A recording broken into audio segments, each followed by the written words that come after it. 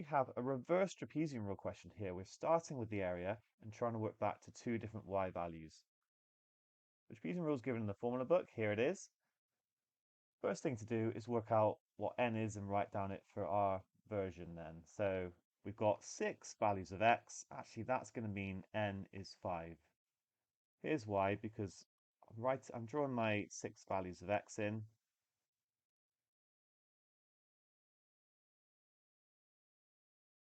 1, 2, 3, 4, 5, 6, and you can draw this in and see that we've got 5 trapezia, and we have got our 5 values of y as well up here. Easiest way to then see what h is just to notice what it's going up in. It's going up in 0.2s. That's what h is.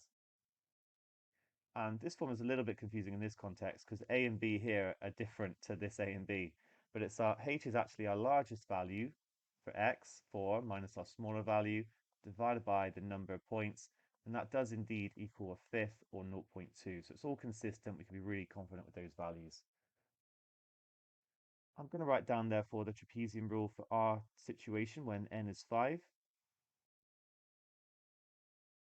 I'm going to get a half h, and then it will be y0 plus y5 there instead of yn, 5, and then it's going to be 2 lots of y1 plus y2 plus y3 plus y4.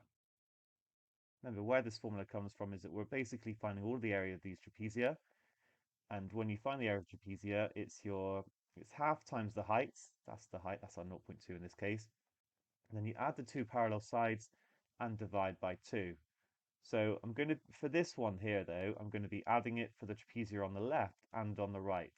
So that's why I end up double counting it, and for lots of these. But the ones on the end I only count once. That's why they're here by themselves. I'm just trying to roughly explain where the formula comes from. Okay, I think we're ready to substitute in. So I think I'm going to go, yeah, a half times 0.2,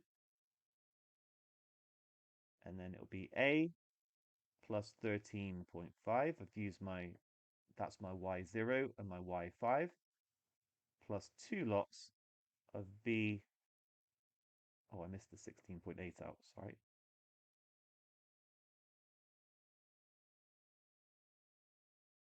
16.8 plus b plus 20.2 plus 18.7. And that is going to equal 17.59. So we just have to do a bit on our calculator now. This actually becomes 0.1, and I can divide 17.59 by that 0.1, or equivalently times by 10. So I'm going to get 175.9. And that's going to equal a plus 13.5 plus 2b. I'm going to bring that one out, and then the rest of them, I'm going to add them together and then times by 2.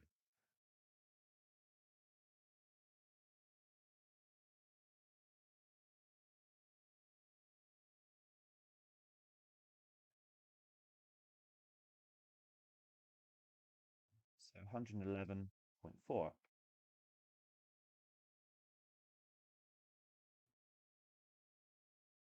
Add that to 13.5, 124.9. I think I can go straight to it. 175.9 minus that. I've shown enough working. 51. Okay, great. A plus 2b is equal to 51. So of course we can't actually work out a and b from this. That's where the next part comes in. Because we're also told that the sum of all the y values is 97.2. That's adding all of these up. Then we can solve it. We're going to create simultaneous equations here. So a plus b plus, I'm not going to write them all down, 16.8 plus 20.2 and so on. I'm just going to add them up.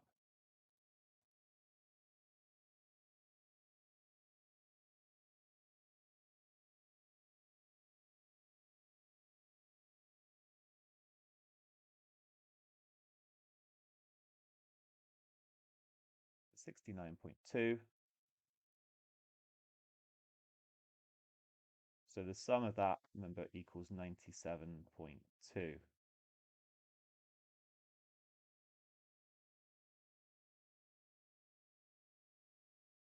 A plus B is going to be 97.2 minus 69.2,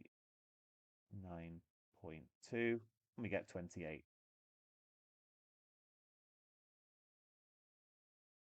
We've got simultaneous equations. You could use your calculator for it, but actually we can just subtract them. Okay, that's going to be the easiest thing. It's going to be even quicker, I think, than using your calculator. So subtract the left-hand side, so we're just left with B. We just see there's an extra B in the top one, and there's an extra 23 in the top one. 51 minus 28 is 23. So B is 23. Sub it back in to the bottom one. That's going to be the simplest. A is going to equal 5. Just double check it. So 23 times 2 is 46, and 46 plus 5 is 51. We can be really confident with those answers.